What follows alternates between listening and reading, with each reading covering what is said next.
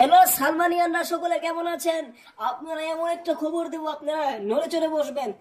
যারা বসে আছেন তাদের জন্য একেবারে গরম খবর, তাজা খবর। হ্যাঁ, একেবারে গরম খবর, মাথা নষ্ট খবর।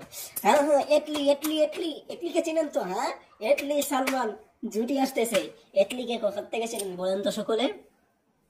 শাহরুখ খানের জওয়ান মুভির পরিচালক এটলি, তার পরিচালনায় মাস কমার্শিয়াল মুভি সিকান্দারের পরবর্তীতেই আসতে চলেছে সলমান খান কি মুভি।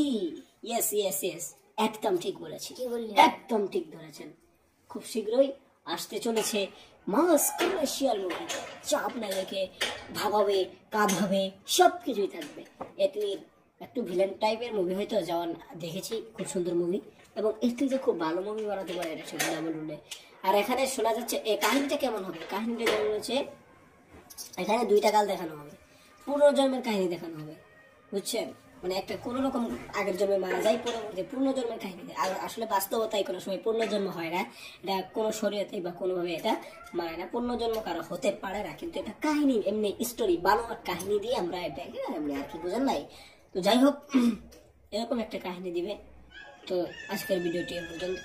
হ্যাঁ, রাবণ 2 কিন্তু আসছে খুব শীঘ্রই, জানিয়ে রাখলাম।